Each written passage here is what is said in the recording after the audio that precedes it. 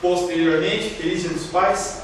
Deus abençoe grandemente a vida de vocês e nossa vida, em nome de Jesus.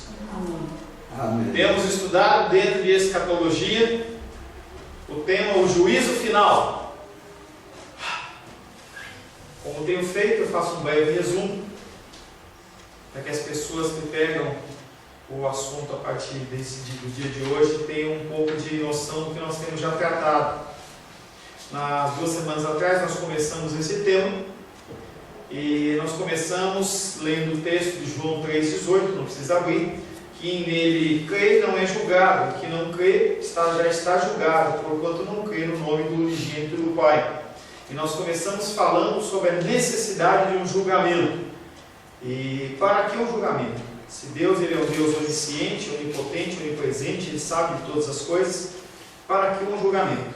Muitas pessoas entendem que esse julgamento é um julgamento que é feito buscando-se fatos, buscando-se através de investigação, mas é um julgamento diferente. Já falamos que o julgamento ele não é um julgamento de levantamento de dados, mas simplesmente um julgamento de constatação do que já foi decidido. O julgamento ele tem o juízo final tem três propósitos. O primeiro é glorificar a Deus, mostrar a soberania, sua soberania, mostrar o grau de punição de cada um e executar o julgamento.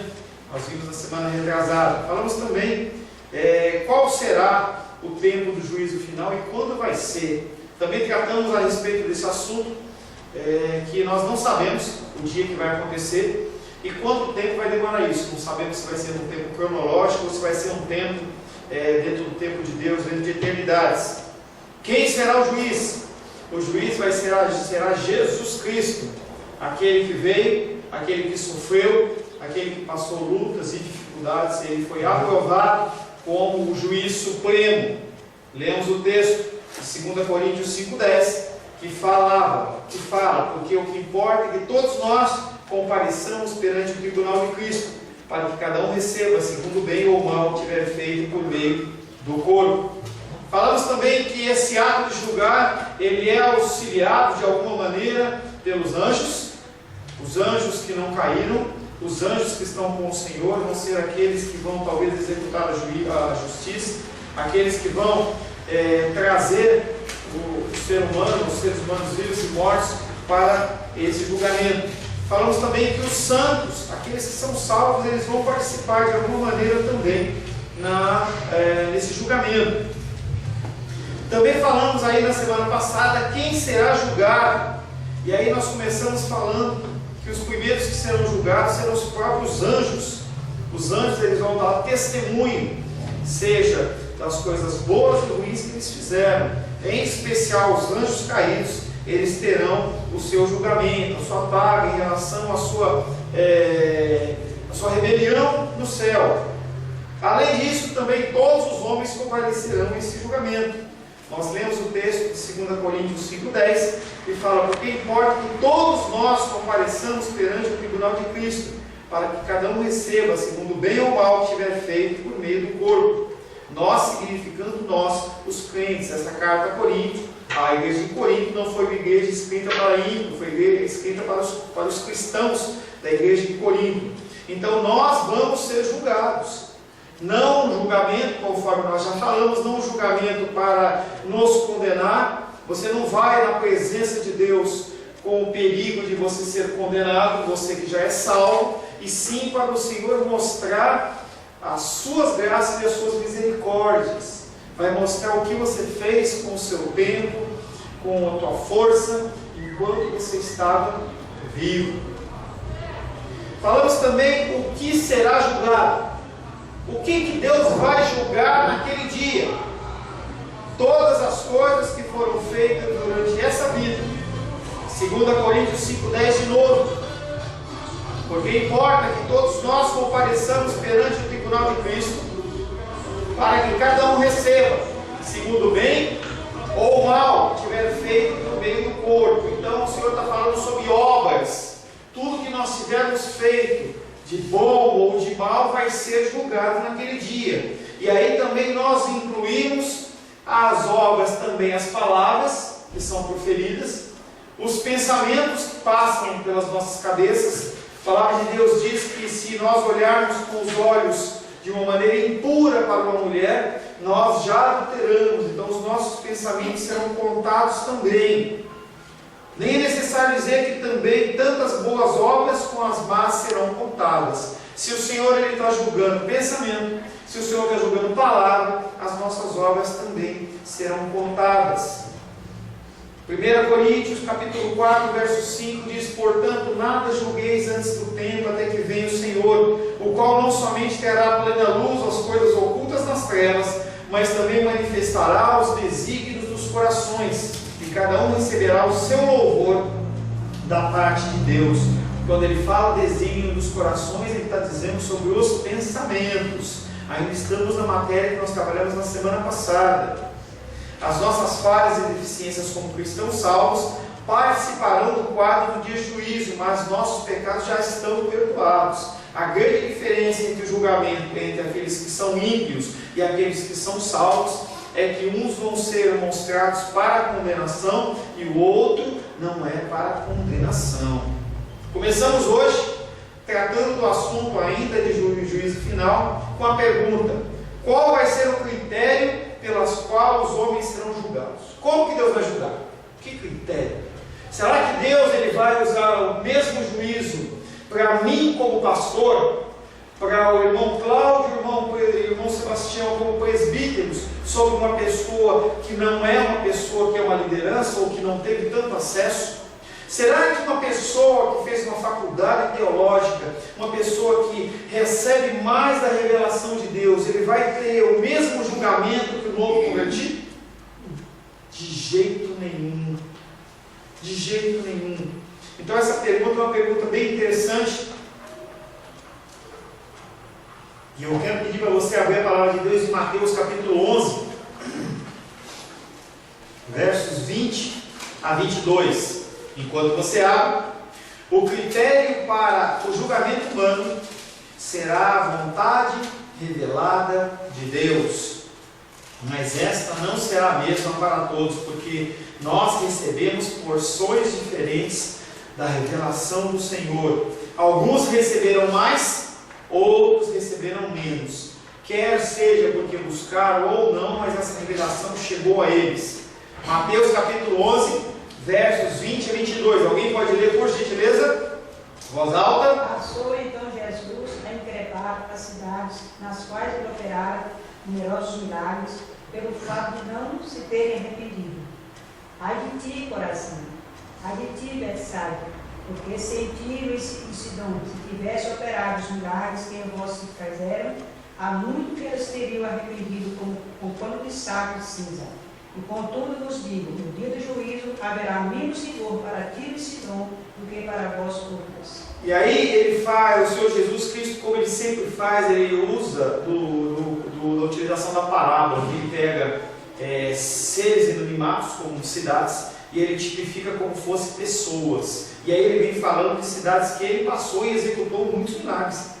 Ele vai lá e fala sobre Corazim e Betsaida, que eram cidades onde houveram curas e milagres. E aí o Senhor Jesus olha e fala assim para eles: ai de ti, porque se tivesse acontecido o que aconteceu na cidade de vocês, tivesse acontecido lá em Tiro, que era uma cidade ímpia, se ele tivesse acontecido lá em Sidom, que é uma cidade ímpia, onde que as pessoas sacrificam a ídolos, matam pessoas, comem coisas sacrificadas, não adoram o Deus vivo, se essas coisas tivessem acontecido lá, eles tinham se convertido.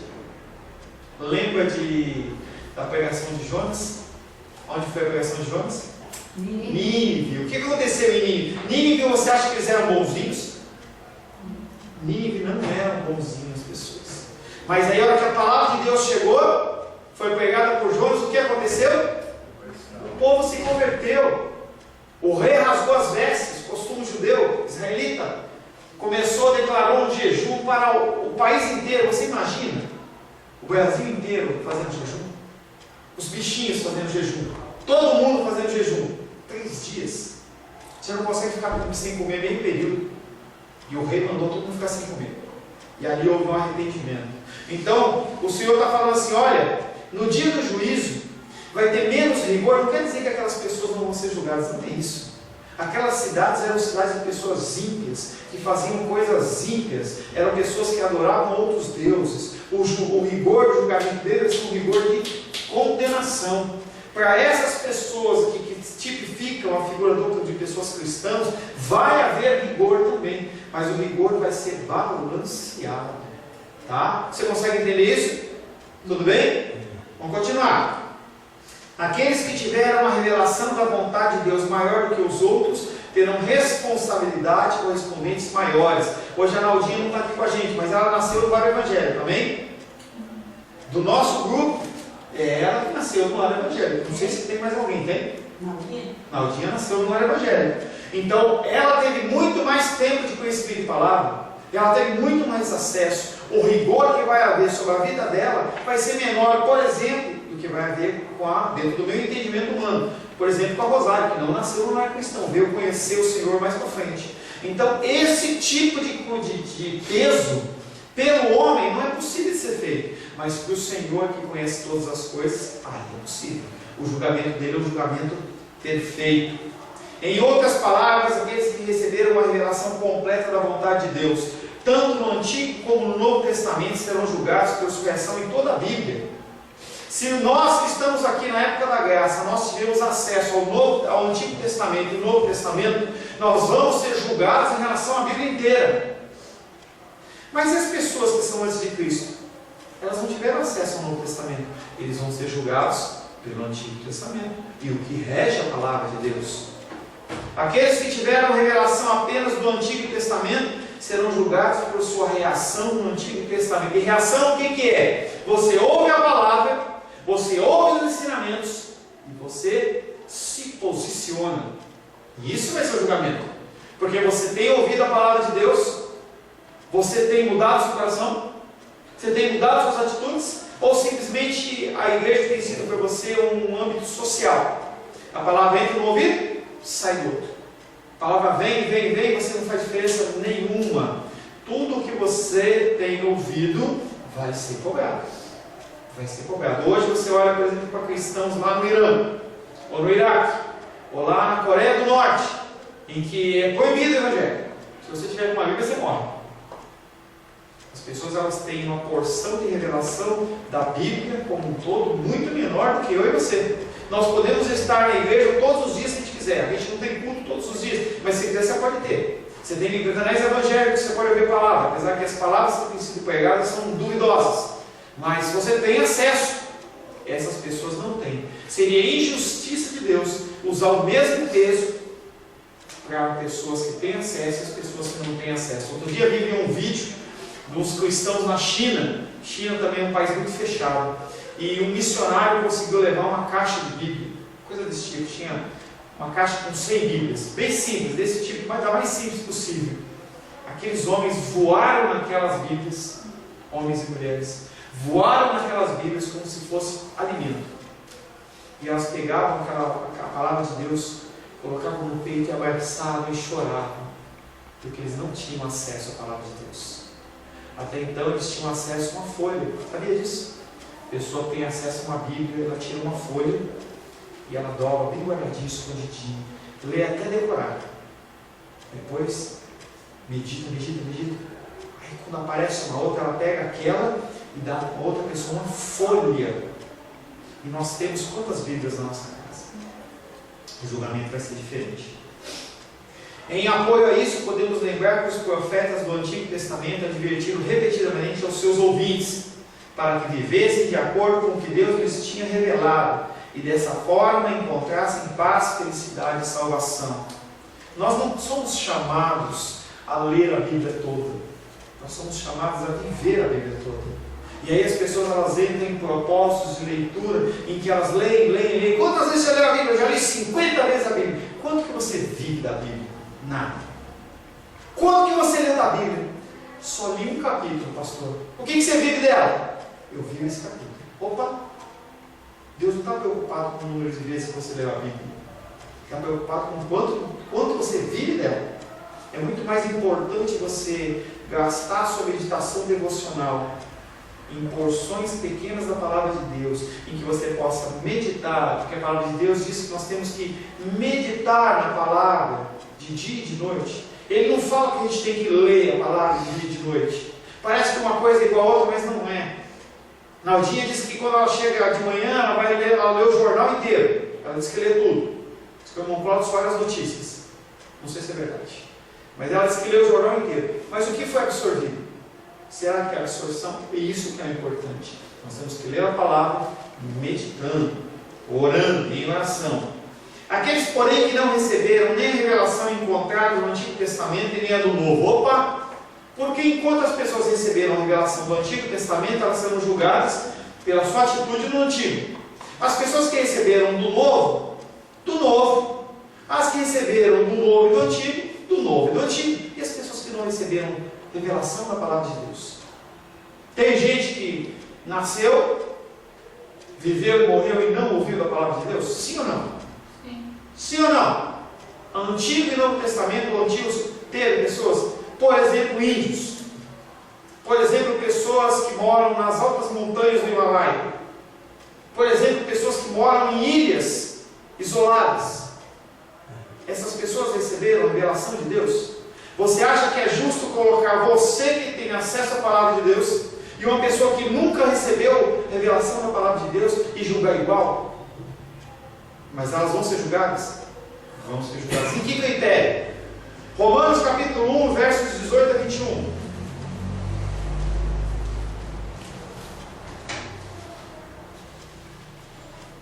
Romanos capítulo 1, versos 18 a 21. Nós vamos ler textos bem longos dessas vezes, tá? 18 a 21. A ira de Deus se revela do céu contra toda impiedade e perversão dos homens que detêm a verdade pela injustiça. Porquanto o que Deus se pode conhecer é manifesto entre eles, porque Deus lhes manifestou. Porque os atributos invisíveis de Deus, assim o seu eterno poder, como também a sua própria divindade, claramente se reconhecem desde o princípio do mundo, sendo percebidos por meio das coisas que foram criadas. Tais homens são, por isso, indesculpáveis.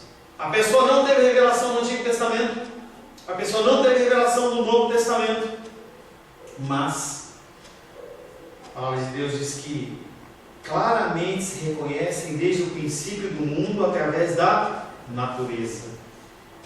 Se você não tem conhecimento de nada e você andar numa floresta, se você andar num lugar mais simples, você vai perceber a figura de Deus através da natureza, através das flores, através do céu.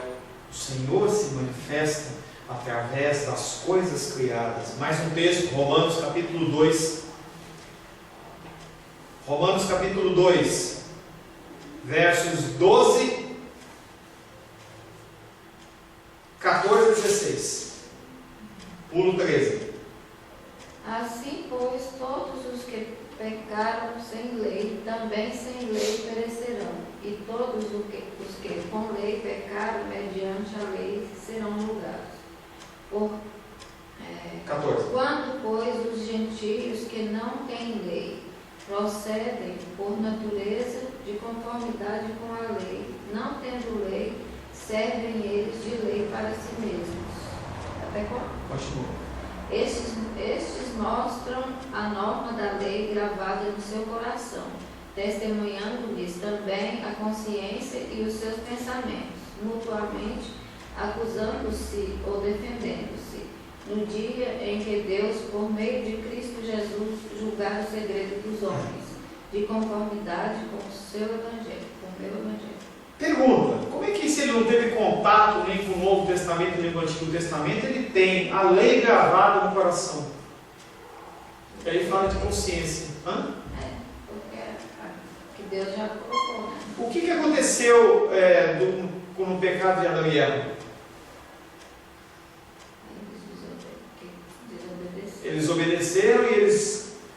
quando eles comeram a fruta proibida, eles receberam o quê? Conhecimento. Do quê? Do meio do mal. O ser humano sabe, independente de estar escrito o que é o certo e o que é errado. A consciência foi implantada no homem. Quando eles estavam escondidos lá, Deus estava falando assim: Adão, Eva, onde vocês estão? Estamos escondidos porque estamos. Quem te contou que vocês estão nus? Quem contou? A consciência. No coração do ser humano está gravado o que é certo e o que é errado. Até então, aquele homem e aquela mulher, eles eram inocentes. A partir da queda, o conhecimento do bem e do mal foi gravado no seu coração. Não há necessidade de eu dizer para você que é pecado alguém matar alguém. Não preciso dizer para você que é pecado o homem adulterar ou a mulher adulterar. Eu não preciso escrever para você e dizer que eu não posso ir lá na casa do irmão Cláudio e pegar uma coisa que não me pertence e levar para minha casa. Eu não preciso escrever isso. Eu não preciso escrever que eu não posso pegar o carro de Sebastião e usar para o meu benefício. Porque não precisa disso. Essa lei já está gravada no nosso coração. Eu não posso fazer essas coisas.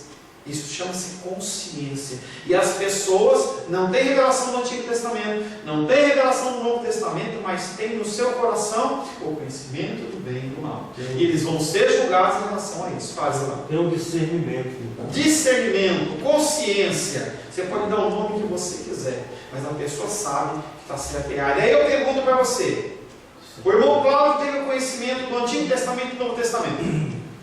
A irmã Rosário teve conhecimento só do Antigo Testamento. E eu não tive conhecimento de nada. Nós vamos ser julgados iguais?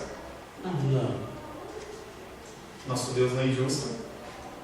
Nosso Deus não é injusto. Mas é igual Cláudio. Mas vai ser irmão Cláudio. Viveu mais tempo.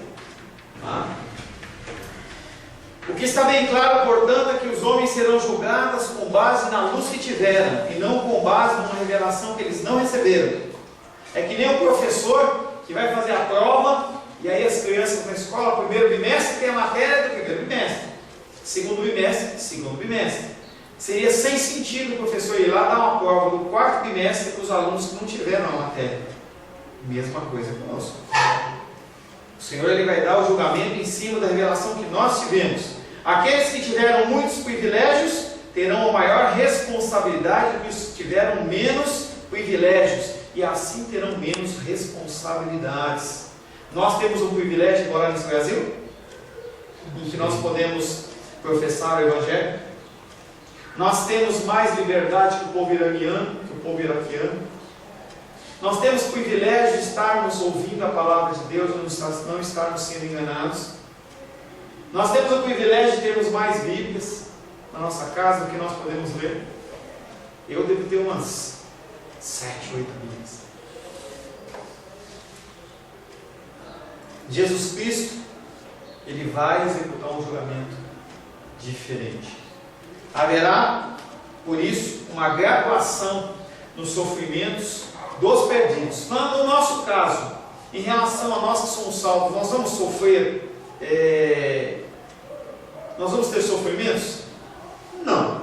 Nós já estamos salvos. No caso, o julgamento para a condenação será dos perdidos. O fator de suma importância para determinar o destino eterno do homem é a sua relação com Jesus Cristo. Não são as suas obras, mas não quer dizer que você não as tenha que executar. João 5:24.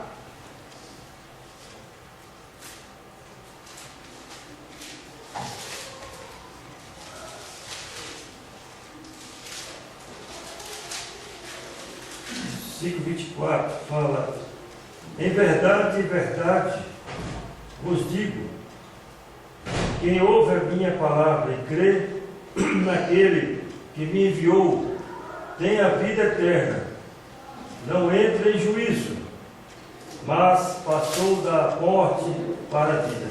Uma pessoa que você acabou de conhecer, você confia nela? Não. Ainda não. Irmão Cláudio, uma pessoa que o senhor conhece na rua, o senhor confia nela? O senhor deixaria essa pessoa ficar, por exemplo, cuidando do teu neto? Por que não? Porque a gente não conhece. Como é que você conhece a pessoa? Convivendo.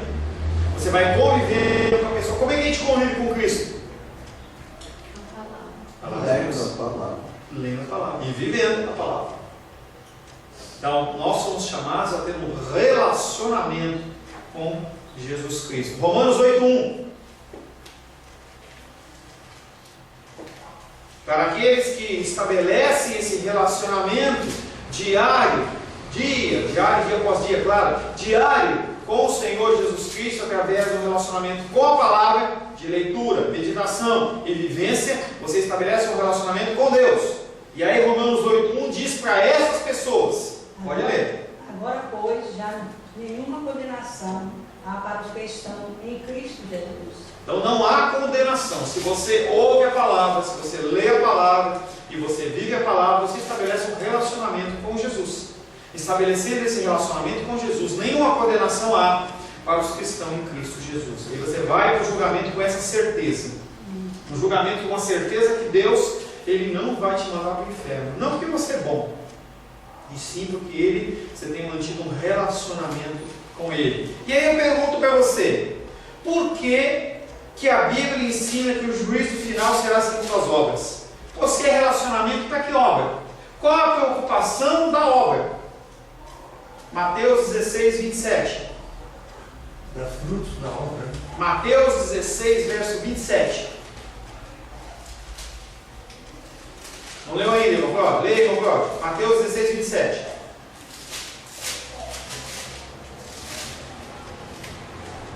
(18, 27). 16. 16? 16, 27.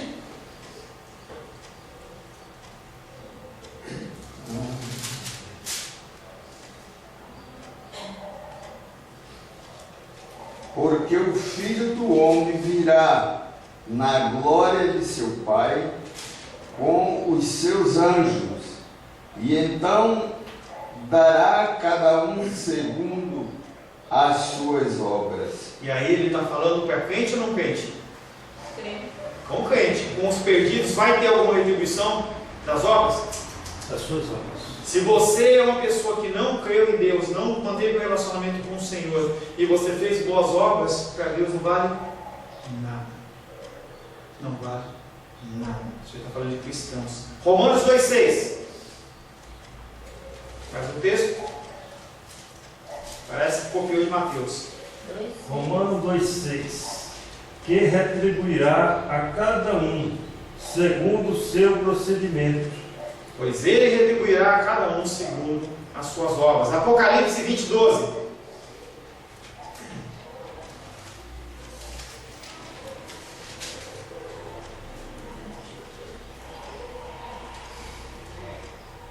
Vi também os mortos, os grandes e os pequenos, postos em pé diante do trono.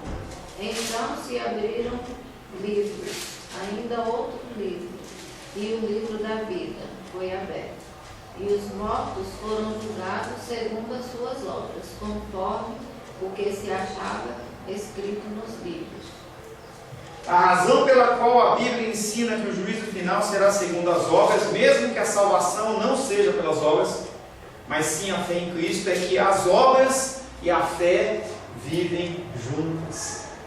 E aí aquela velha frase que o cristão tem que entender: você não faz obras para ser salvo, você faz as obras porque você é salvo. Uma pessoa que ela é salva, uma pessoa que realmente tem Cristo no seu coração, não tem como ficar parada sem fazer nada. Não existe essa possibilidade. A pessoa começa a se sentir incomodada, e ela tem que fazer alguma coisa. Ela tem que alcançar uma vida. Ela tem que ser uma pessoa que vai e faz algo pelo seu semelhante. Oração, obras de dar alimento, ajudar, estender a mão, palavra de conforto e uma série de coisas. O cristão que é cristão, ele não consegue ficar no seu mundinho. E aí você começa a ver que há cristãos aí que são pessoas que confessaram Jesus como Salvador, foram batizadas, mas talvez no dia do juízo não sejam considerados como ovelhas do Senhor. Tiago 2,26 diz: porque assim como o corpo sem espírito é morto, assim também a fé sem obras ela é morta. Gálatas 5,6 diz: porque em Cristo Jesus nem a circuncisão nem a incircuncisão tem valor, mas a fé que atua pelo amor. Não é a denominação, não é a placa, não é a sua roupa, não é o seu jeito de vestir, não é o seu jeito de se cortar, no sentido de caracteres externos, mas é a manifestação da sua fé através do amor. Mateus capítulo 25, versos 31 a 46. Mateus 25, versos 31 a 46. Vamos esperar para todos acordarem para acharem juntos. 46. É grande mesmo. Mateus 25. Mateus 25, capítulo 25, versos 31 a 46. E esse quadro eu quero que você leia da seguinte maneira. Você entenda, você que está lendo, que vai ler ou que está ouvindo, que você entenda que essa palavra não é para ímpio. Essa palavra é para cristão. O cara vai estar perante Deus e ele vai ouvir isso. Pode ler. Quando vier o Filho do Homem na sua majestade, e todos os anjos com ele, então se assentará no trono da sua glória, e todas as nações serão reunidas em sua presença, Tanto ímpios como salvos. e ele separará uns dos outros, como o pastor separa dos cabritos as ovelhas, e porá as ovelhas à sua direita, mas os cabritos à sua esquerda. Pergunta, pausa aí, você vai. Pergunta: Deus ele cuida de ovelhas ou de cabritos? Ou bodes? Ovelhas. Ovelhas. O pastor é de ovelhas. Então vai haver uma separação aí. Continua. Então dirá o rei aos que estiverem à sua direita: vinde benditos de meu Pai, entrai na posse do reino que vos está preparado desde a fundação do mundo. Porque tive fome e me deste de comer, tive sede e me destes de beber, era forasteiro e me hospedastes, estava nu e me vestistes, enfermo e me visitastes, preso e foste ver-me. Então perguntarão os justos: Senhor, quando foi que vimos com fome e te demos de comer, ou com sede e te demos de beber? E quando te vimos forasteiros, te hospedamos, ou nu te vestimos? E quando te vimos enfermo ou preso e te fomos visitar? O rei respondendo lhes dirá: em verdade vos afirmo que, sempre que os fizestes a um destes meus pequeninos irmãos, a mim o fizestes. Então o rei dirá também aos... Uma pausa. Então, olha o cenário. Todos estão na presença do Senhor. Ovelhas e cabritos. Ovelhas e bodes. O Senhor separa. E aí ele já fala assim: vinde benditos. Então ali ele já executou a sentença. Então as obras não são para salvação, mas são para ele vai mostrar por que eles estão salvos. Ele pega aquelas ovelhas que fizeram a bondade, fizeram atos de benécia na vida, e fala assim: olha, eu dei de beber, você me deu de beber, me deu de comer, me deu de mim, me visitou. Qual quanto que eu fiz isso? O cristão ele não está procurando o mérito dele, ele fez porque ele tinha que fazer. E ele vai e faz. E aí o Senhor ele mostra para ele quando que ele fez. Olha, quando você fez para aquela pessoinha ali, quando você fez para aquele mendigo, quando você fez para aquela pessoa que estava necessitando, você fez para mim. Então, eles já estavam no seio do Pai, já eram separados. E aí o Senhor ele vai começar a tratar agora dos bodes ou dos cabritos. Continua assim. Então o rei dirá também aos que estiverem à sua esquerda: apartai-vos de mim, malditos, para o fogo eterno, preparado para o diabo e seus anjos, porque tive fome e não me deste de comer, tive sede, e não me deste de beber, sendo forasteiro, não me hospedastes, estando nu, não me vestistes, achando-me enfermo e preso, não fostes ver-me.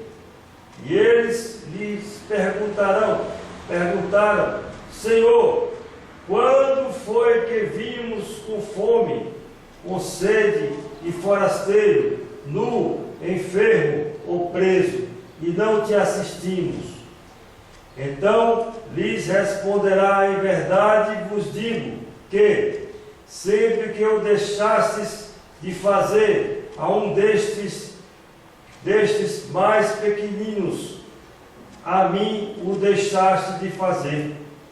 E irão estes para o castigo eterno, porém os justos para a vida eterna. O triste dessa segunda parte é que eram pessoas cristãos nominais. Eram pessoas que frequentavam a igreja, eram pessoas que louvavam a Deus, mas que as obras deles não mostraram que eles realmente eram cristãos.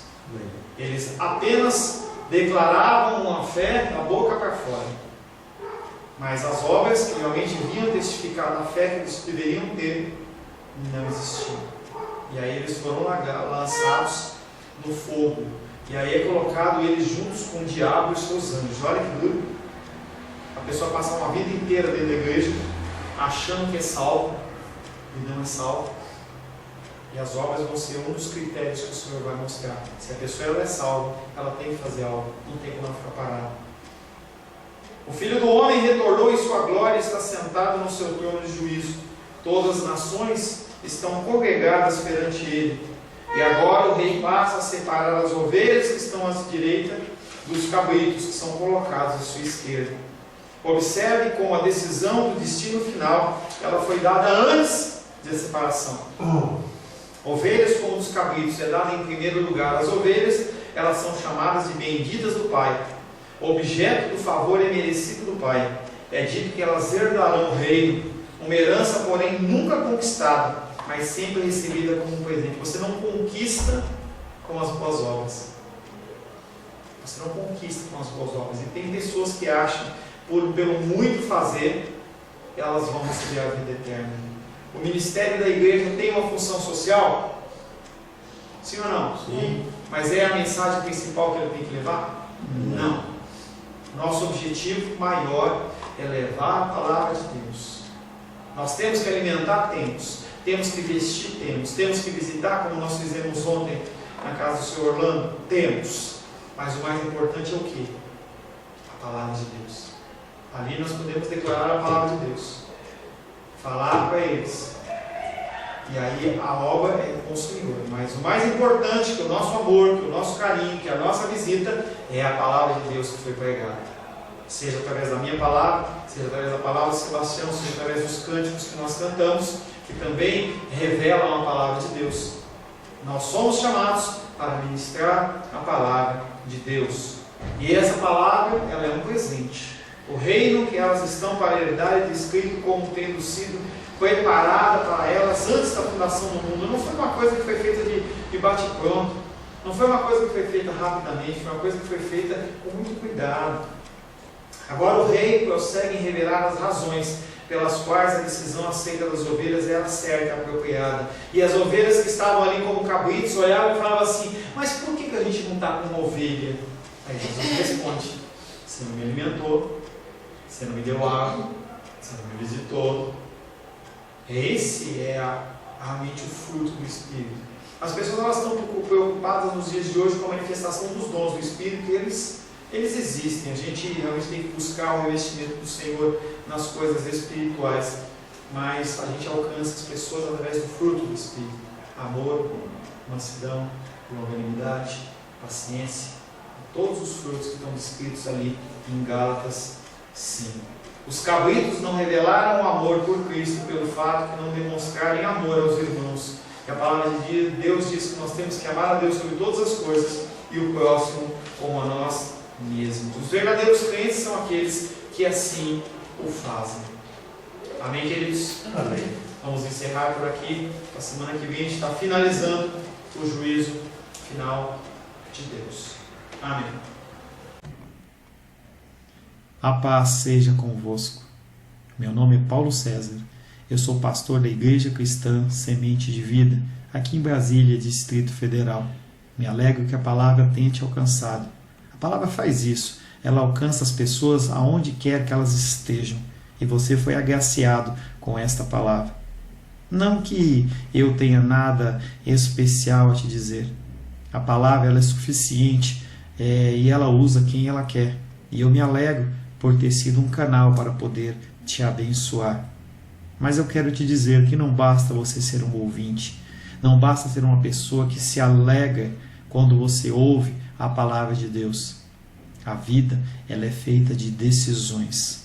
Se você está ouvindo essa palavra hoje, eu creio que o Espírito Santo tem um propósito especial com você. Muito mais do que prosperidade, muito mais do que uma cura física, uma cura emocional ou espiritual, Ele quer te alcançar para a vida eterna.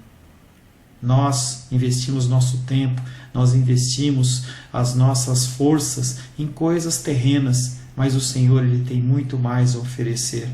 Ele tem sim para você a cura, Ele tem sim para você a prosperidade, mas Ele tem muito mais que isso. Submeta-se a um Deus que Ele é capaz de mudar e transformar a sua vida por completo. Creio que o Espírito Santo é capaz de tocar o teu coração. Quero pedir que você curve a sua cabeça. Senhor, em nome de Jesus, coloco na tua presença essa vida que ouve esta ministração, que ouve esta palavra. Pai, eu não tenho capacitação nenhuma, mas o teu Espírito ele é capaz sim de tocar nesta vida, gerar nela mudança, transformação, arrependimento, e que ela possa simplesmente bater no peito, convencendo-se que é pecadora e que precisa de um Deus salvador. Não há um caminho a ti, meu Deus, que não seja através de Cristo. E eu lhe peço, Pai querido, que você alcance essa vida e ele possa sim tomar uma decisão pessoal pelo Senhor, em nome de Jesus. Amém. Amém, meu querido. Amém, minha querida. Fico contente que você esteja ouvindo essa ministração até o fim. E peço que você não se limite a ouvir os cultos pela internet. Você procure perto da sua casa uma igreja, um lugar que proclame a palavra do Senhor. Eu oro para que o Espírito Santo te direcione nessa busca, porque muita coisa tem sido oferecida que não é o Evangelho. Eu abençoo a sua vida em nome de Jesus. Amém.